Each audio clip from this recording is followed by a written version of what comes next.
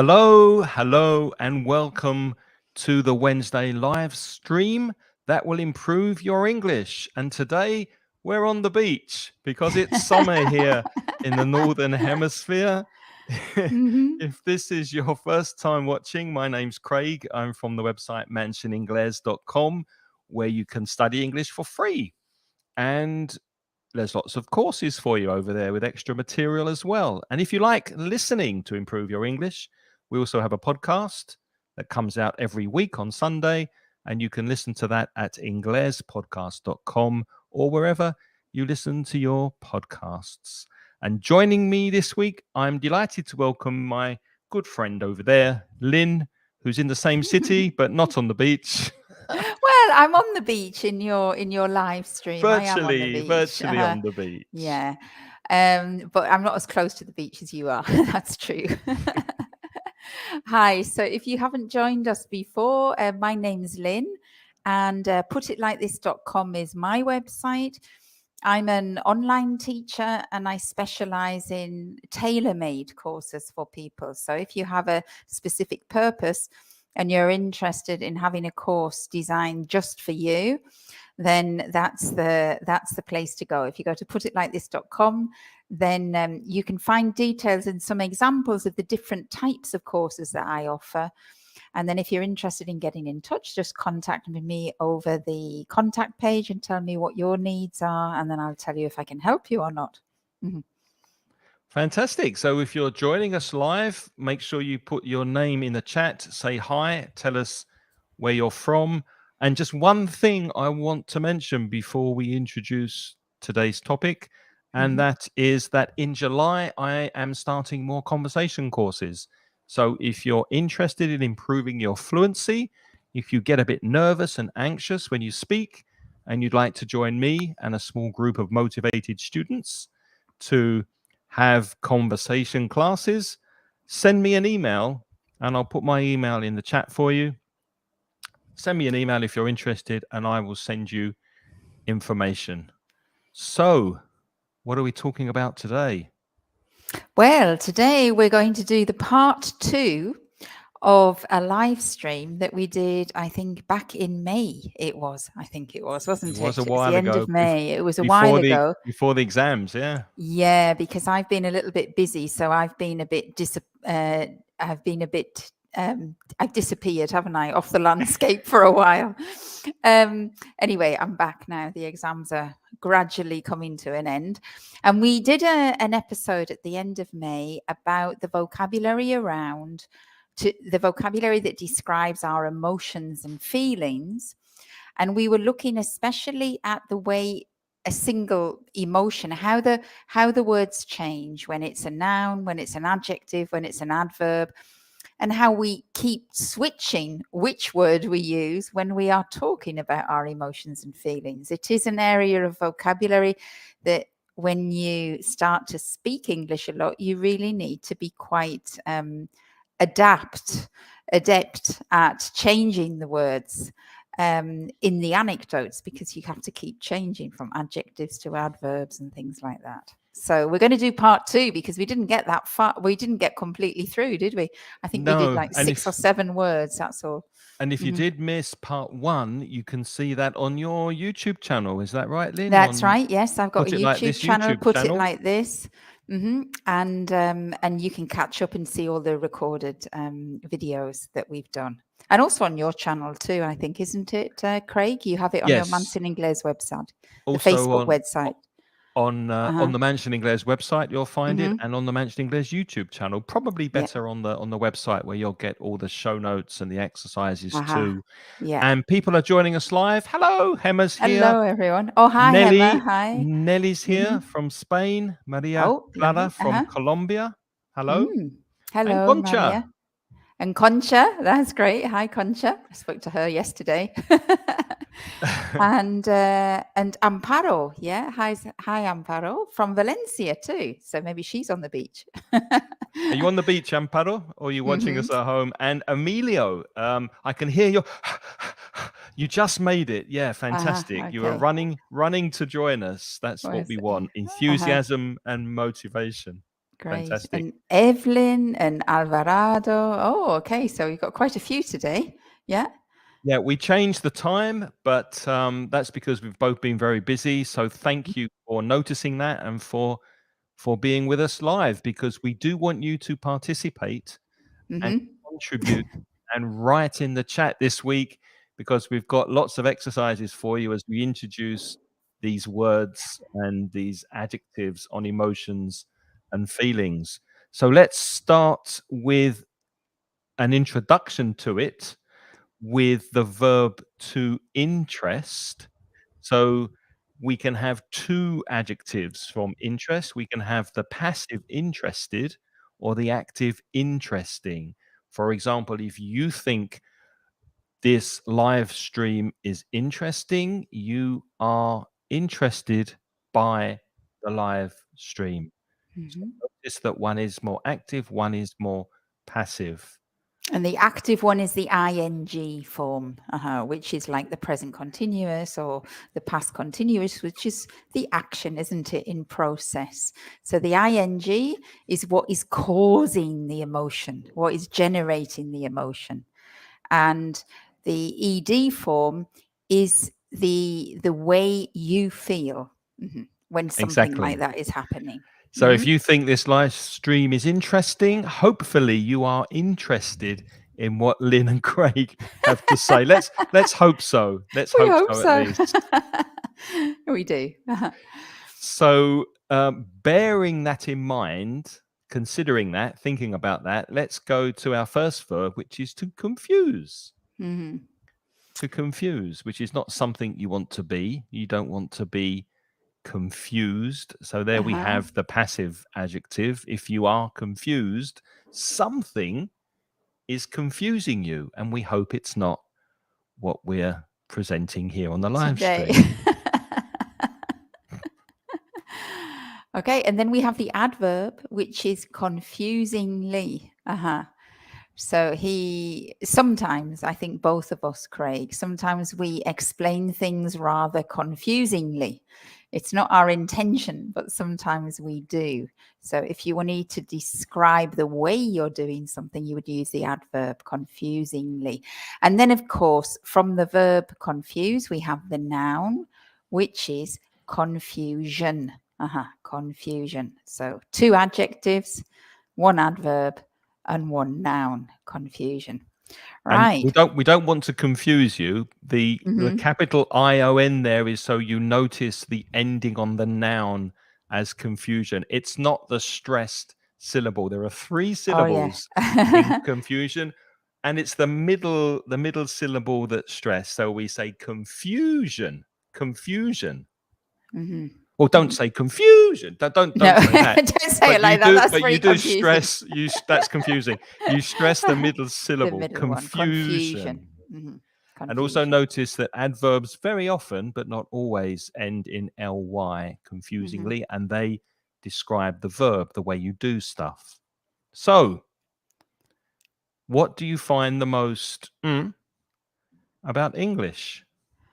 So in this sentence, we would put the correct word to put in here is, what do you find the most confusing about English?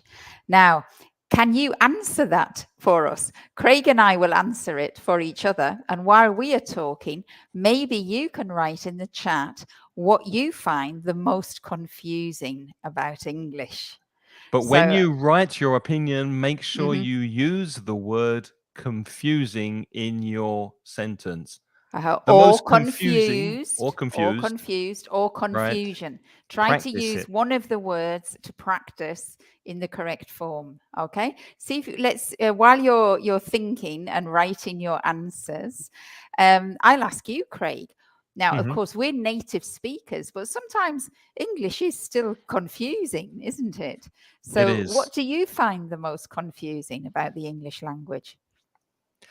I think it's got to be the disconnect between the spelling and the pronunciation. I mean, That's exactly what I was going to how say. on earth would you Uh-huh. know how to pronounce a word if you only saw it written? And Mhm. Spanish is so easy in that respect. You just read, you just say what you see, say what you see, read the word, and that's how you say it, with one or two kind of pronunciation difficulties. But generally speaking, Spanish is easy. The written and the spoken is very similar. In English, it's a nightmare. It's terrible. It's really hard. Yeah, yeah.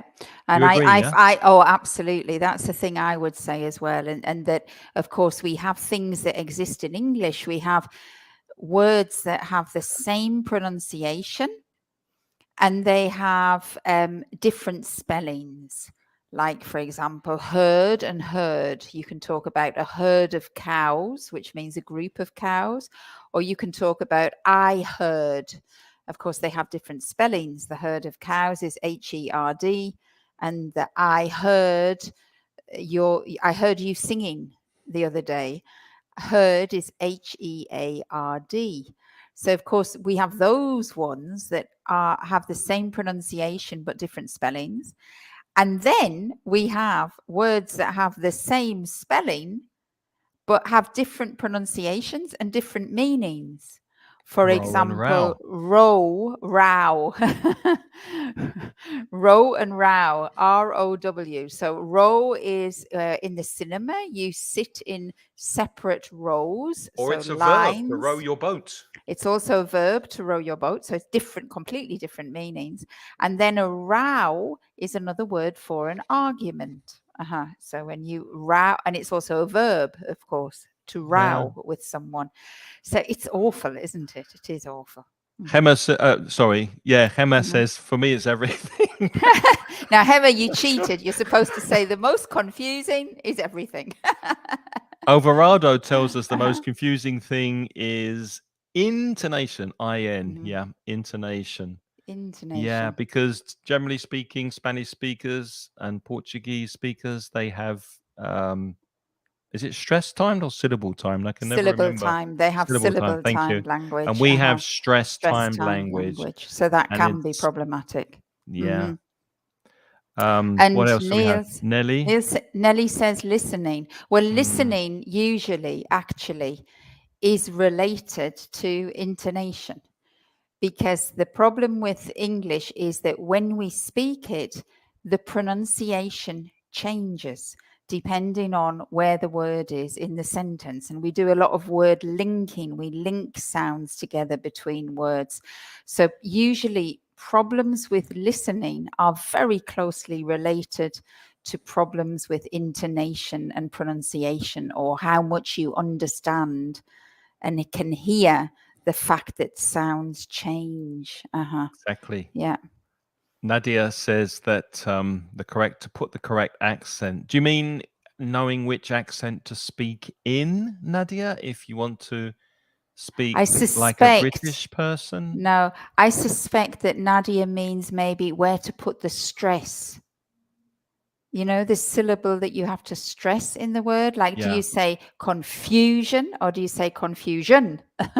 or confusion? Yeah, it's confusing, but isn't it? I'm not sure, Nadia. Maybe you can tell us what exactly you mean. I think she means stress. Where to put the stress. And Mm-hmm. Emilio says he's confused when he has to speak. Well done, Emilio. I frequently get confused. That's excellent. Yeah. When you have to speak. And I don't know what preposition I should use. Don't worry too much. I mean, obviously you want to use the correct preposition, but very often you can make a mistake with a preposition and people will still understand you. I got up this morning in 9 o'clock. Yeah, so you obviously got up at 9 o'clock. So it's not critical, but obviously, especially as you go up the levels and start taking exams, you want to get those prepositions correct, and try and learn the prepositions together with the words you're learning, interested in. Okay, try to make that connection with the word and the preposition. Yeah, I think that's true, Emilio, that as you go up the levels, at lower levels, the prepositions are more to do with the prepositions of place. So like when you say, my hand is on the box, or under the box, or next to the box.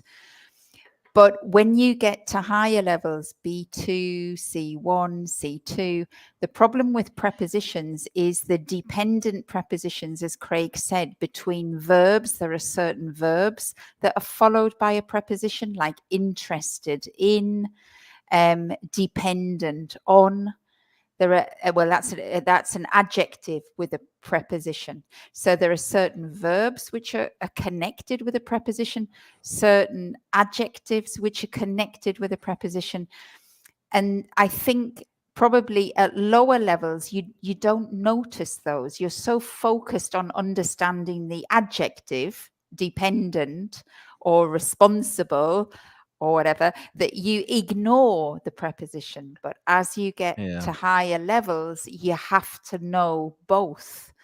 So it's a question of sort of changing your focus a little bit more when you're at higher levels and looking more for the detail in little words that you already know, but maybe you don't connect them all the time. Mm-hmm. Yeah, but it is confusing. Then you've got sometimes more than one preposition for each word. You've got to be responsible for something and responsible to someone. So that could also chat. And then, of course, nobody's mentioned phrasal verbs. Phrasal All the verbs. confusion with prepositions coming together with verbs to make phrasal verbs and phrasal nouns. That's a whole nother area. Yeah. Oh, there's Concha. Concha said the phrasal verbs. Good old Concha. Well you done. read my mind, Concha. You read my mind. Yeah. But it's a process. And I hear many native speakers make mistakes with prepositions all the time. So don't stress too much about it. Whoops. Got a question here from Marvin Antonio. What is your advice for speaking fluently? I would say use fluently as the adverb there. For speaking, and after prepositions we generally put the verb, we always put the verb as a gerund, as an ing. So your advice for speaking fluently. Lynn, any advice? Practice, practice question. And practice. I think you have to practice, and the thing is you have to practice aloud. And I think sometimes when people study English, this is a problem if you learn English in a group setting. Sometimes, even though you're in an hour and a half's class, maybe really you only are speaking for maybe 5 or 10 minutes. And so the problem is you've got to speak aloud. You can't just speak in your mind to yourself. So obviously the best solution is to try to speak as much as you can. So you can do intercambios with people. You try to find English friends.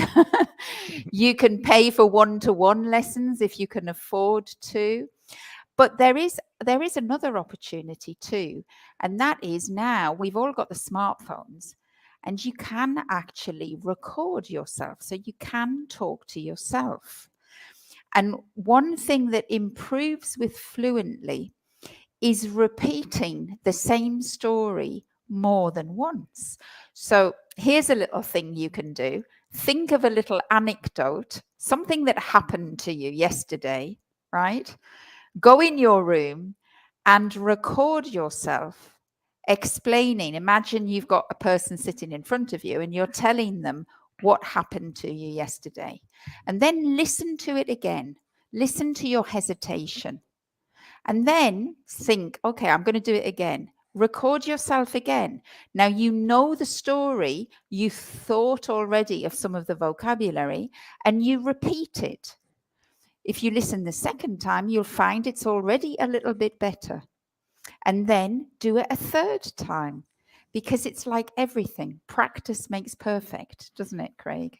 Really? Yeah, and it's all about being proactive, Marvin Antonio. So you have to actually work at it, as Lynn was saying, with your phone, speaking in your car where nobody can hear you, just comment on what you can see around you. Singing along to songs as well helps fluency, because you have to sing, you have to say the words at the same rhythm as the music. So you learn how to link words. And if you can start off with Beatles songs, which are very slow, like, we all live in a yellow submarine. And then you can go on to more sophisticated songs, learn the lyrics, and see if you can deliver the lyrics in time with the person singing. But obviously, these are things to do in the car alone. Another thing you can do is to join my conversation class, because the way that I get people speaking is using Zoom with a group of, the maximum is 8 people. So I put you with one partner or maybe 2 partners, and you're speaking in breakout rooms on Zoom. So Marvin, if you're interested in knowing more, send me an email and I'll explain how you can sign up for conversation classes with me. Now, we got a bit distracted there. Yeah. Let's go back to, where are we? Confuse. Another question for you. Were you ever? Yes is the answer to that. Absolutely, all the time for me. I hope you've managed to guess that. Were you ever confused by maths at school? Because maths confused you. Yeah, so we need the verb Were you there. Lynne? Oh, all the time. Me too. I haven't got a vision for maths. I never understood maths, really. I could do maths. I wasn't bad at maths, but I just followed the steps. But I don't think I ever have understood maths. I was in a quite like high. some people understand things, don't they, about maths, but I don't. No, I was at a high class initially, and then I had to drop down to a lower class. I've always been. I get a block. Some people get blocked with languages and blocked with other subjects, but I just get blocked with maths. I just have With no maths. clue. I was okay as long as I was following steps, So I was in quite a high group, but I was always the bottom of the group, and I never understood anything the first time it was explained. So it was a bit sort of demotivating, I have to say. I'm happy to get rid of maths. I was. Me too. Okay, let's move on to another word, stress, which has become quite a buzzword these days. A buzzword is something that many people are talking about. It's very popular. Many people suffer from stress because of what's going on in the world and what's going on with COVID, the pandemic, work, finance, money. So let's look at some of the different forms. And prepositions. You asked about prepositions earlier. You stress about something, or you stress over something. Are you stressed about money? Are you stressed over work, for example? And I've just used the adjective to be stressed about something or stressed over something. And then there's another adjective. Now, this one is irregular, because we don't have the ing form. We don't say stressing. So this is irregular, this one. But we say something is stressful. So if something causes the feeling of stress, the adjective is stressful. Stressful. So something is stressful. My job is stressful. And as I mentioned before, adverbs often end in ly. So stressfully, double L. Let's think of an example with stressfully. I gave. I can't. Can you think of an example? No, I don't think we actually use that adverb. It's not very common, much. Is it? It's not very common. No. You could maybe say he explained stressfully, or he stressfully explained the situation. But it would be very rare, I think, to use stressfully. Have you found anything? I'm searching. It must have been a stressfully exhausting day for everyone involved. Yes, that could be. A stressfully exhausting day. So there you're using the adverb to describe an adjective. The stressfully exhausting day. But it's quite rare, I think, that one. Yeah, it is. But stress, the noun, is very common. Stressful and stressed. And I think that the difficulty for most people is when they say I'm stressed or they say I'm stressful. But you've got to be careful, because if you say I'm stressful, it means you are causing the stress to everybody else. So that's usually which an error. which might be true, but just No, it's know that know uh-huh. what you're saying. Yeah. No, sometimes, but we don't often say I am stressful. We say he or she is such a stressful person. My Yeah, my we job is blame somebody stressful. I else. have a stressful Hmm. job. There's also a phrasal verb, to be stressed out, Aha. and we use the same preposition. So to be stressed out about something or stressed out over something. Hmm. So And here's that the means question. to be completely stressed. Uh-huh. So here's your question. What Hmm. makes you feel stressed or Stressed. Uh-huh. stressed out? If Hmm. you can think of an answer, practice the vocabulary, write a sentence in the chat, Hmm. and we'll help you. Emilio has a question already, and he says, could at be used with stress? I feel stressed at some situations. I wouldn't personally use at. What about you, Craig?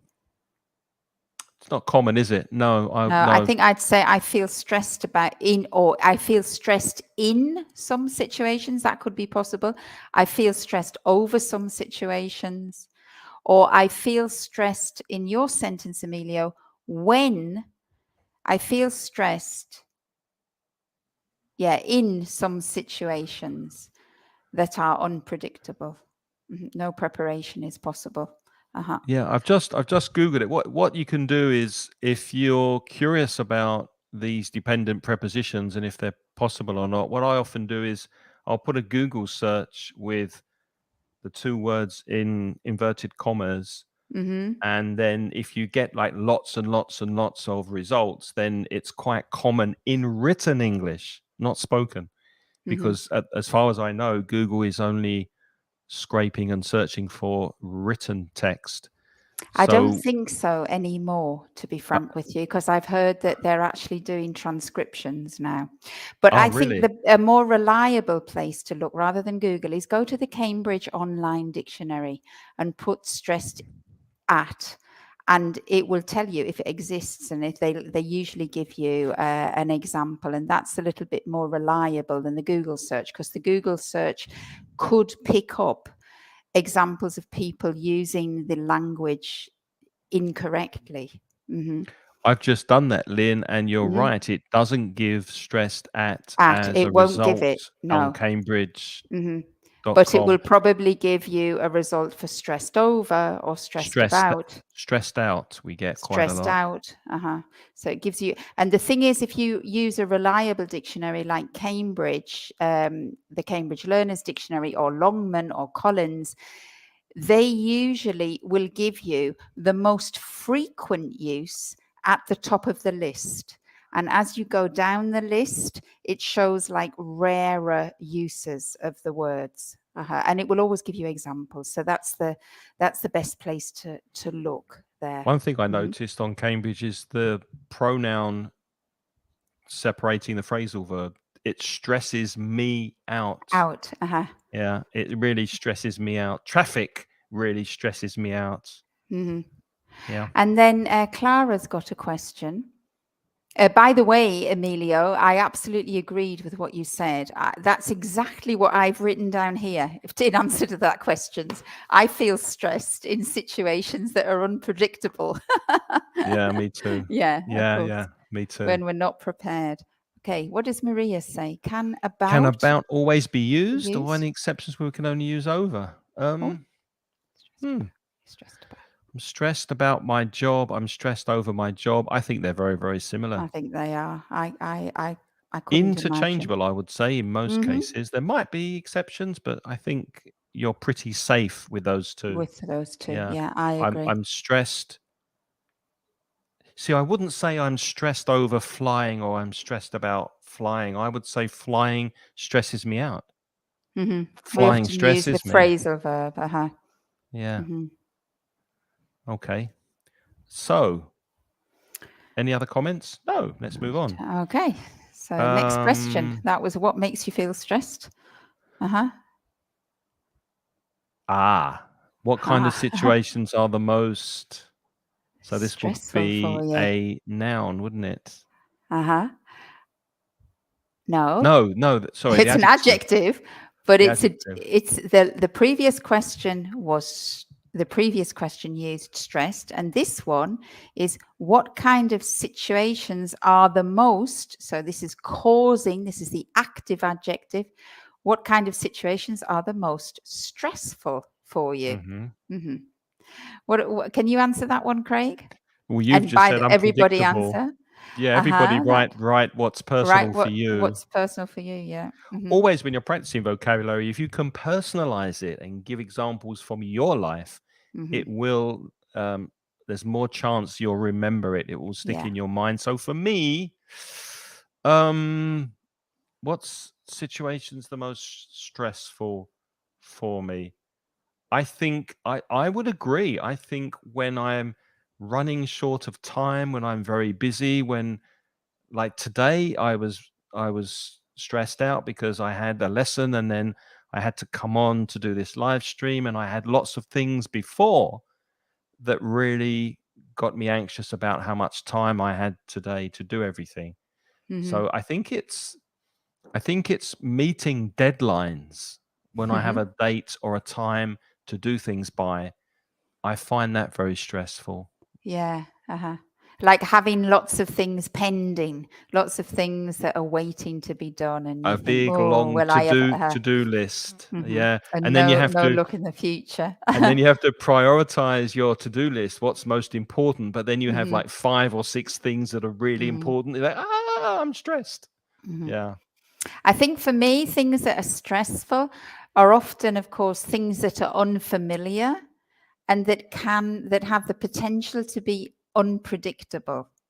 I Yeah. remember, I mean, it doesn't happen to me now because I'm an online teacher, but I'm quite an extroverted person. Craig knew me when I used to teach in person with the classes. But Craig, the thing that used to stress me out every year was the first class of term when we Yeah. all got new classes. I But used to be that's the but that's so the stressed out But that's meeting suddenly the 14 people. unpredictability.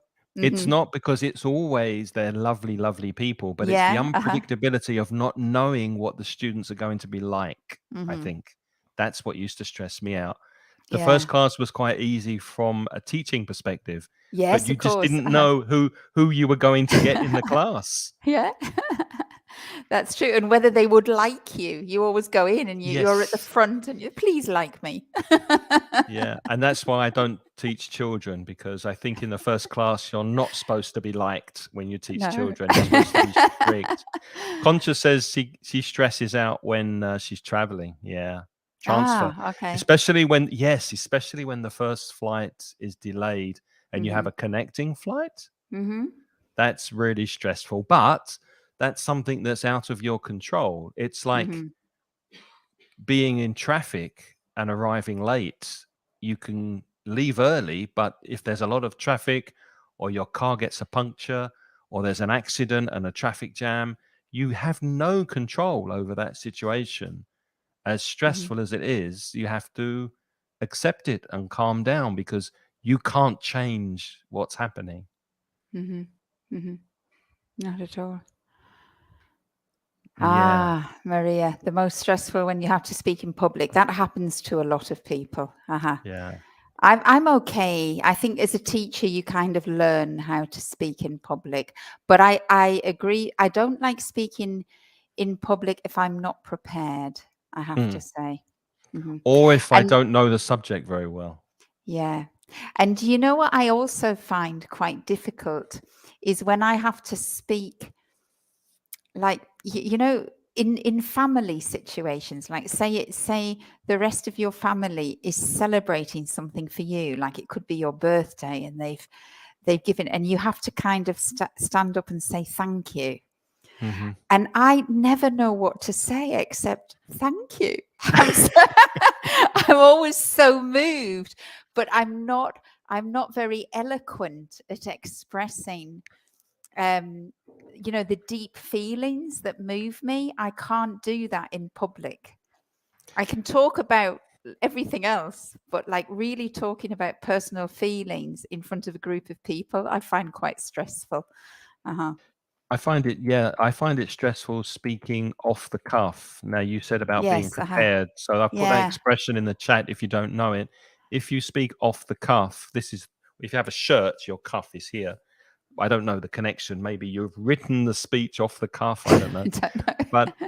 speaking off the cuff is just speaking without being prepared from your head instantly, and I'm not very good at No, that. me neither. You can see everybody. It looks like we're speaking off the cup, but we do prepare this class. Yeah, you see, we have all our answers prepared. it looks incredibly professional, like the BBC News, but it's not. No. I've got my notes here next to the computer, next to the webcam. Mm-hmm. Final question with stress: how do you deal with stress? What are your coping mechanisms? Yeah, That's a good please tell expression. us. What are your coping mechanisms? How do you cope with How do you cope with stress? stress? What about you, Craig? How do you cope with stress?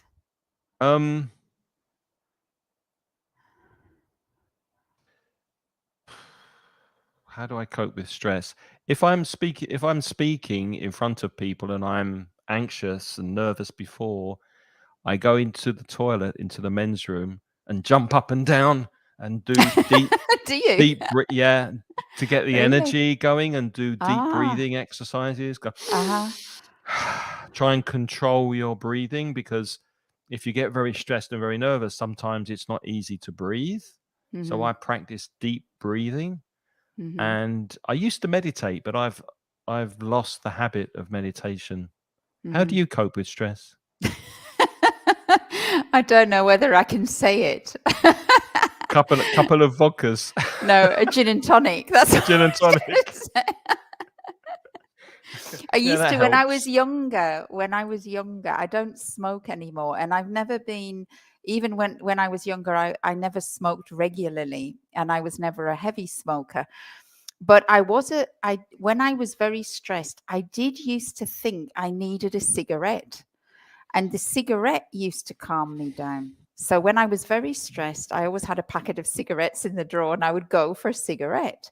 And Yeah. that was years ago, and now I don't smoke at all. But I have to say that if I am very stressed, then once I'm out of that situation and I have to come down, then the way for me to relax is to sit down and have a gin and tonic. But it's not a mechanism before I have to go into a stressful situation. I don't have a gin and tonic before I go into a stressful situation. That would be terrible. Well, This is the I way don't to think.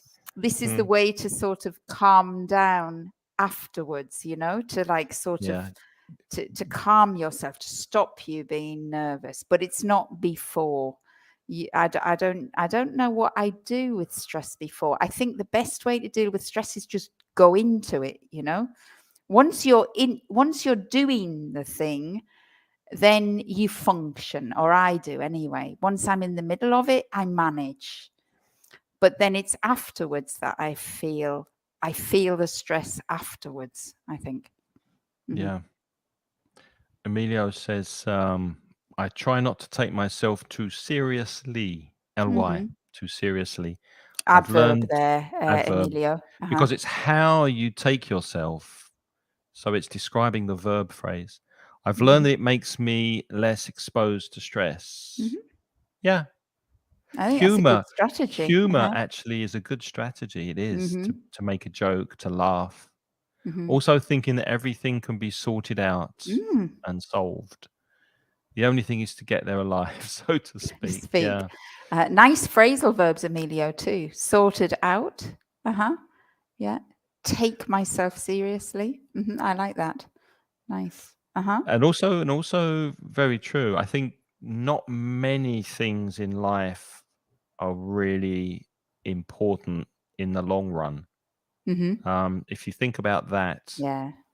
obviously, if you have your health and the health of people around you who you love, that's the most important thing. Mm-hmm. And everything else, I think, can be replaced. So don't get too stressed Mm-hmm. because always look on the bright side of life, as Monty Python say. And you have to relativize things. That's a nice verb, isn't it? To relativize things. You have to realize that everything is relative. You know, what's a big problem for you really for other people might be a very small problem, or there might be much bigger things to worry about. Nellie thinks that sleeping is good. I think that's true, Nellie. If Yeah, you're but can not you too sleep though if you're stressed, well, that's it. stressed? I If mean, you're not too stressed to yeah. sleep.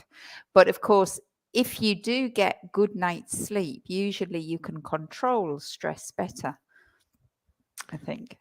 Susanna says the best thing you can do, in my opinion, is not thinking in as the prepositions again. Think about, About. not thinking about what makes you nervous or stressed. Easy to say, Susanna. I'm not sure how easy that is to actually do. Because if you're nervous, if you're anxious, it's on your mind. It's something that we can say it plays on your mind. If something plays on your mind, you're constantly thinking about it. It doesn't go away. And Yeah. Francisca, you said, I feel so stressful when I have to speak English. Now, that's the example there, Francisca, where you've chosen the wrong adjective. There are two adjectives, stressed and stressful. You feel stressed. So you're describing how you feel. So you need the ed adjective. Okay. The stressful adjective would be if you said the sentence in a different way. Speaking English is stressful for me because speaking English is making the stress. So when stressful describes speaking English, then that's the right adjective. But here, your adjective is describing you. So you need to say, I feel so stressed when I have to speak English. I understand that. And especially when we've just corrected you, which we shouldn't. Don't worry about it. If you use the wrong adjective, everybody will understand. No problem. Okay. So you just go for it. Concha has the same technique as me, deep breathing when her flight is delayed, take some deep breaths and read a book or listen to music. If I'm really stressed, I like listening to hard rock music, something like Led Zeppelin or Van Halen or some really hard rock music that de-stresses me.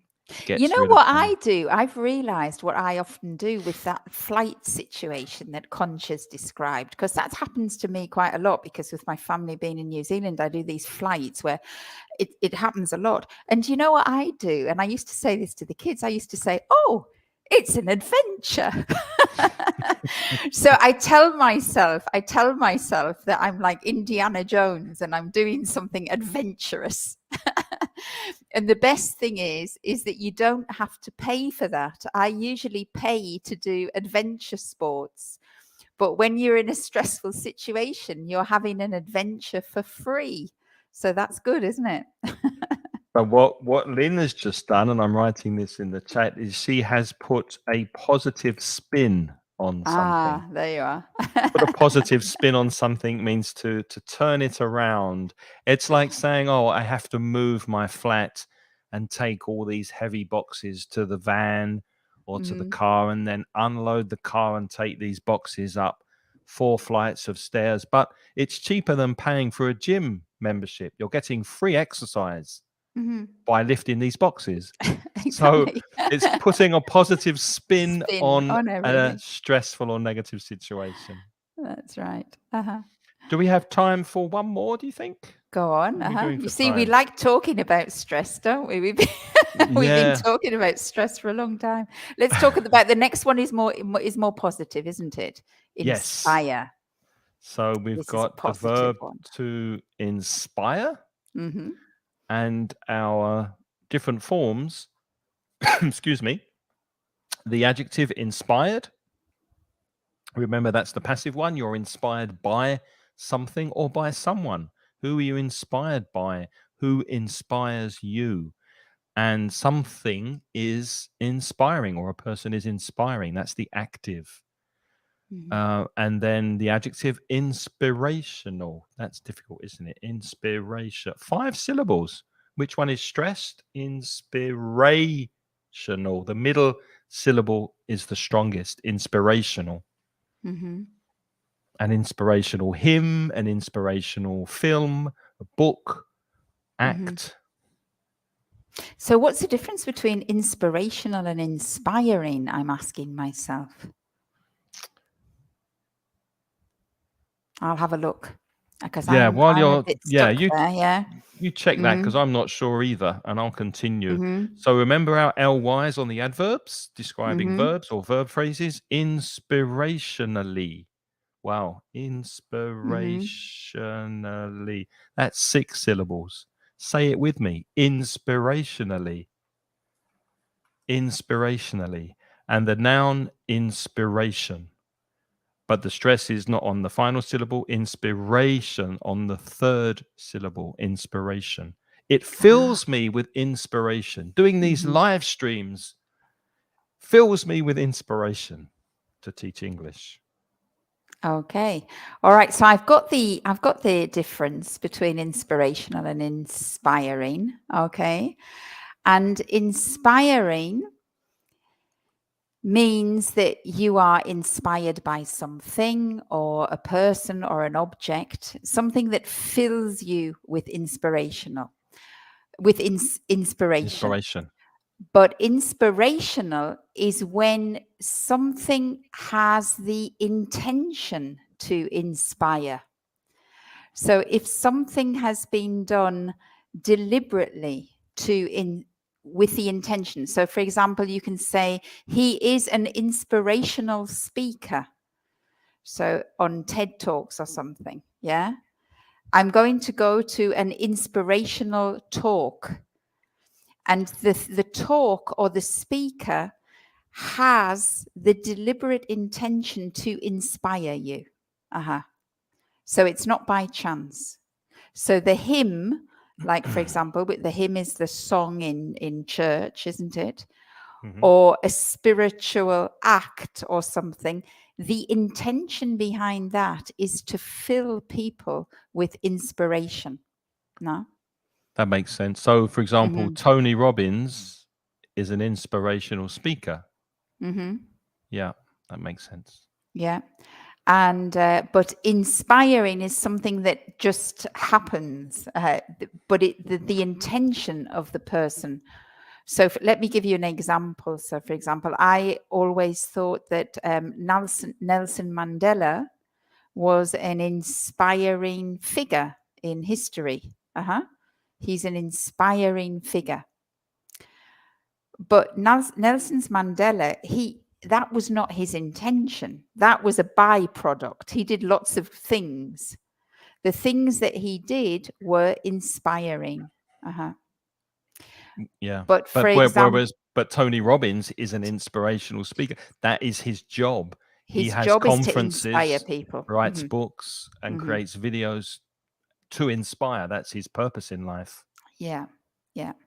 So our question is, who has inspired you the most in your life so far? So there you have the verb in the present perfect. Who has inspired you the most in your life so far? That's a good question.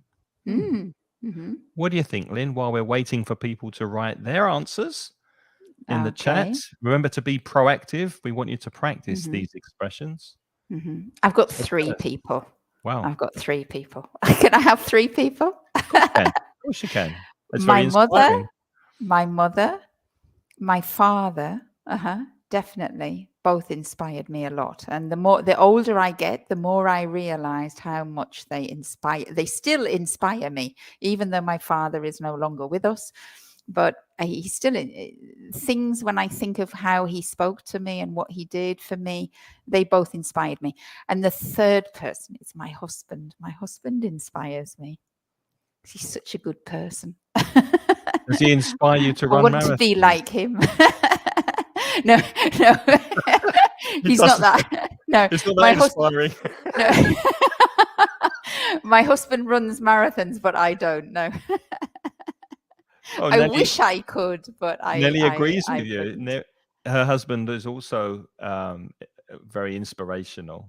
Yeah, that's great, isn't Oh, it, thank Nelly? you, We're Emilio. lucky. That's very nice of you. Emilio's calling us inspirational. Thank you. Ah, okay. We have the purpose of inspiring you and we're being successful. Well, it's true, Emilio. We do have that purpose. That's true, isn't it? Because we do try. The whole point of these live streams is to give you hope with English. Yeah. And Emilio also says that his grandfather was a source of inspiration. That is a lovely expression. Well done. A Hmm. source of inspiration for me. Yeah. My Hmm. dad, not so much my mum, but my dad really inspired me as far as work ethic. He was Hmm. a very hard worker, and he believed that everything you do should be done well. His saying was, "If it's worth doing, Craig, it's worth doing well. Hmm. If it's not, don't do it. But if you're going to do it well." So Hmm. that stuck with me. That was very inspirational. Hmm. Let's have another question while you're Hmm. still answering that one. Um, is there any movie, book, or company? Oh, that's an interesting one that you find inspirational Or inspiring. or inspiring. Hmm. Hmm. Um, movie, film, an inspirational movie. Um, I've got Gandhi. two. Did you see the I've got movie two. Gandhi? It's quite old Yes, I've now. seen the Gandhi movie. That's quite I mean, inspirational. he was an inspiring character, Inspiring Gandhi. character he was. Uh-huh. What were you thinking of? Well, two movies that I thought were very inspiring. A book is Nelson Mandela's autobiography, if you've read the Slow Walk to autobiography, Freedom. Her Walk to Freedom, and also the autobiography.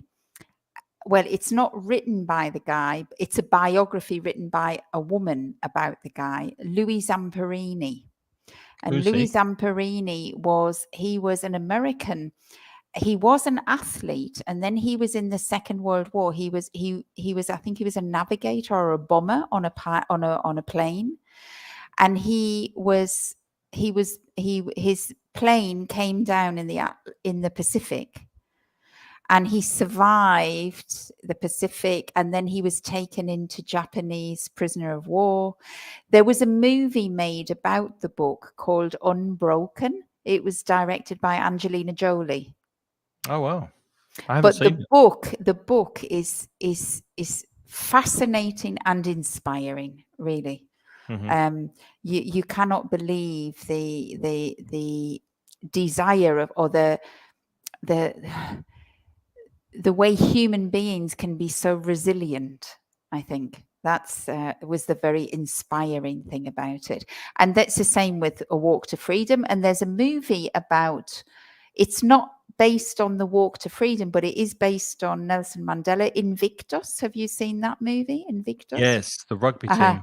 The Mm, rugby team, and that's also quite inspiring, I think. that's Hmm. a very, very good film. Hmm.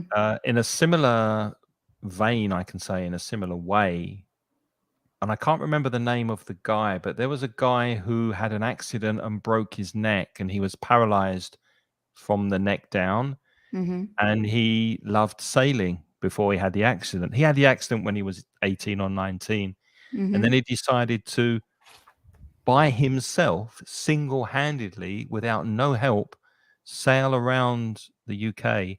And Wow. then he carried on, and then he sailed many different places.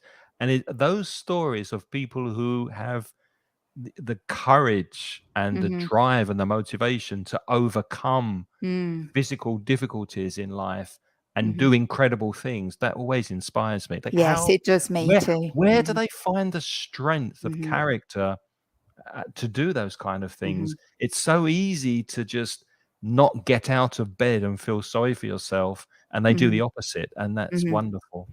There's a lovely podcast as well, because people were asking earlier about like listening. You find listening challenging in English. So, of course, podcasts help improve your listening skills. And there's a great podcast on BBC World, as well as Craig's podcast. Of course, Craig's Fishing podcast fishing for is the compliments. most inspirational. But there is a podcast that's not designed for English learners, but it's designed for English audiences. It's in English, and it's called Outlook, and it's on the BBC Sounds app. And they are true inspirational stories from people around the world. And they're true stories of ordinary people who have done truly extraordinary things. And the presenters of Outlook have beautiful diction. So they're very easy to understand. Sometimes the people they interview might be more challenging to understand, but the diction of the presenters are beautiful. There's these different women, Joe Fidgen and another one, and they have the most beautiful voices. So it's really lovely to listen to. So I encourage you all to listen to that podcast after Craig's, of course. Yeah, thank you. I put a link to Outlook in the chat, but just search BBC Outlook and you'll find it. Great. Got some comments here. Okay. Hema doesn't feel particularly inspired, although you have used the word correctly. So well done, Hema. Well done, Hema. Okay. My inspiration is my son. That's lovely.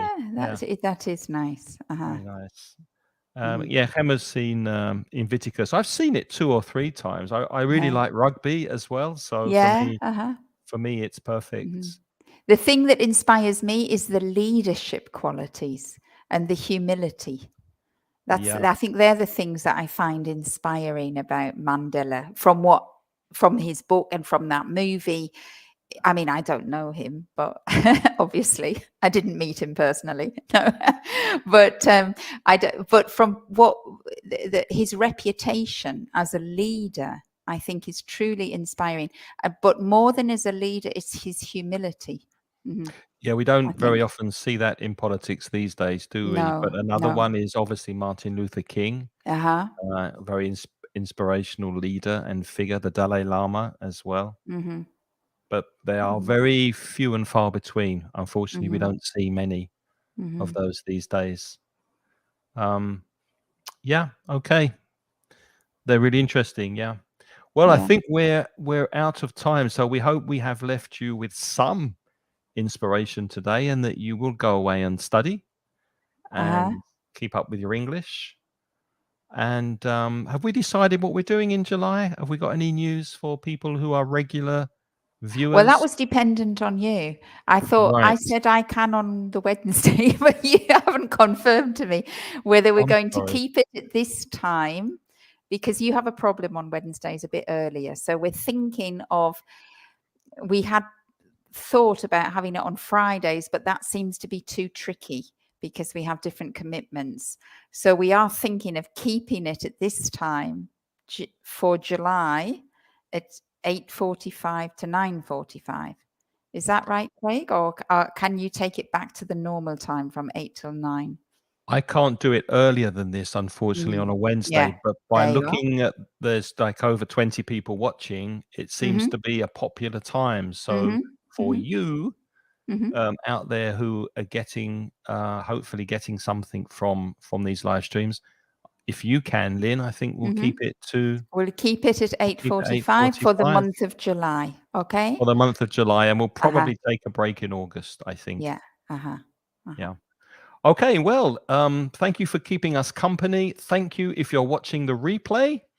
If you're watching after the fact, that's very good. We hope you enjoy this. Please leave comments in the chat if you're doing that.